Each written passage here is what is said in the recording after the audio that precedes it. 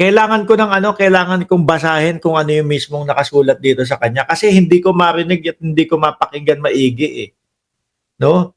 Hindi ko masyadong mapakinggan yung sinabi ni Bato de la Rosa dito kaya kailangan kong marinig ho mga bossing. Nasaan ba yun?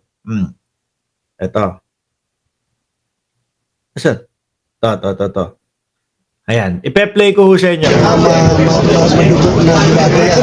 Pwede bang tumupid o hindi? I want to explain my personal thoughts on this. Based on my readings, based on my research, I am more inclined to believe hindi. Ito basahin ko lang sa inyo. Medyo maugong kasi. Yan, nakasulat. Senator Bato on the impeachment trial versus BP Sara. Sabi niya, ang tanong, yung material time kung kakayanin ba within this 19th Congress, no?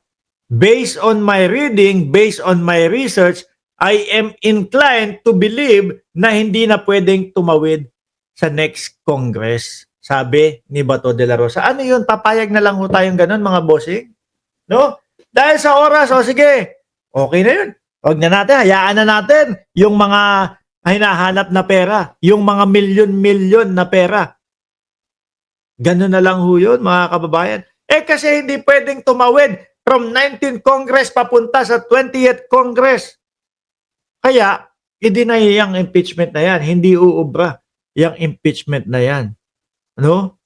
Lugi naman po yung sambayan ng Pilipino na nagbabayad ng buwis. Sabi ko nga ho sa inyo, mga kababayan ultimo po yung mga maliliit nating kababayan na mga ano tawag doon, mga nangangalakal, o lahat po yan nagbabayad ng buwis. No? Sa paanong paraan po? Lahat ng mga binibili nila, may mga nakapatong na buwis po dyan, mga bossing. Tapos ngayon, ito, ang idadahilan sa atin ng Kongreso, pagkakaintindi po namin, hindi po pwedeng tumawid from 19th Congress to 20th Congress. Yun lang idadahilan nyo. So ano yun? Hayaan na lang natin yung kaperahan na nawala. Ako ho, paniwala ako mga kababayan. Ang sugat ng bayang Pilipinas po ay yung mga magnanakaw na mga politiko. No? Kaya po patuloy na nauubusan ng dugo ang bayang Pilipinas dahil po maraming mga politiko ang mga nagnanakaw. Eto, meron tayong iniimbestigahan, meron tayong nakikita, merong mga hindi maipaliwanag. Tapos sasabihin nyo lang sa amin, kasi base doon sa hindi pwedeng tumawid from 19th Congress to 20th Congress Ano yun? Di ba? Ganun na lang po yun. Paano yung pera namin? Or, baka ayaw nyo lang talaga. Dahil nga magkakaibigan kayo. Di po ba? Baka ayaw lang ho nila mga kababayan kasi magkakaibigan sila. Pinoprotektahan nila si Inday Sara Duterte. Paano magagamot ang problema ng bayan? Kung yung mga ganitong may pagkakataon tayong alamin kung ninakaw ba yung pera o hindi. Tapos pipigilan pa dahil lang sa timing.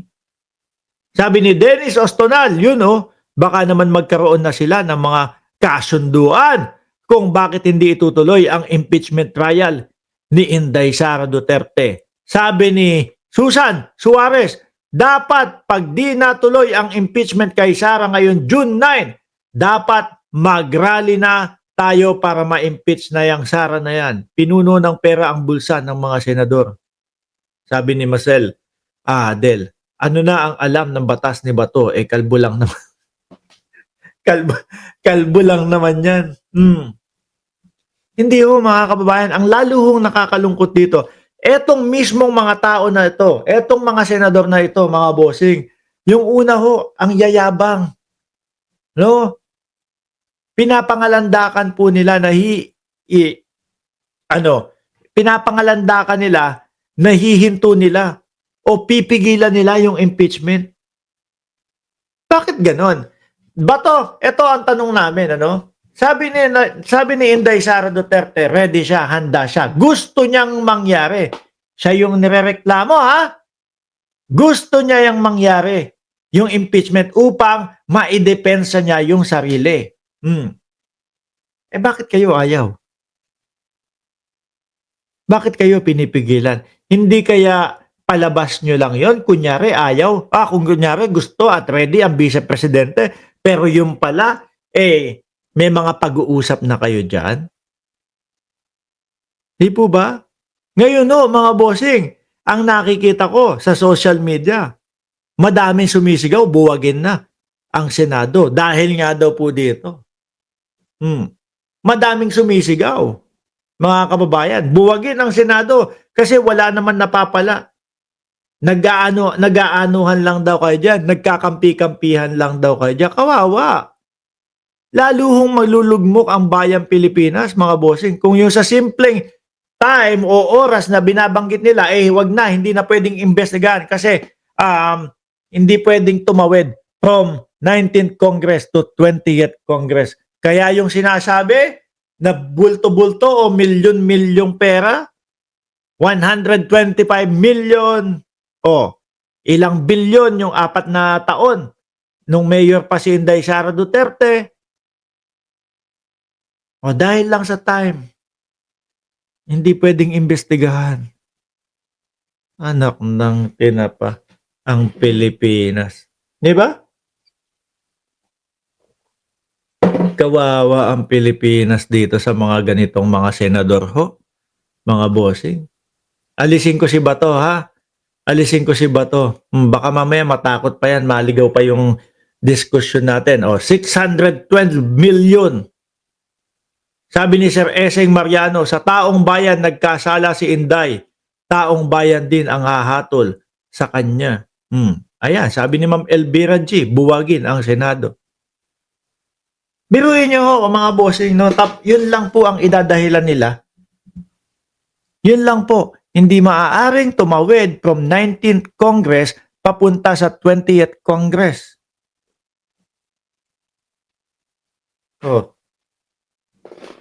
Tapos ano na mangyayari? Wala na. Palagpasin na lang yan. Kalimutan nyo na yan. So, ibig sabihin, mga bossing, walang pag-asa ang ating bayan na makabawi, makabayad ng utang dahil marami politiko po na nagkakampi-kampihan para pagtakpan po yung ibang mga kasamahan nilang politiko.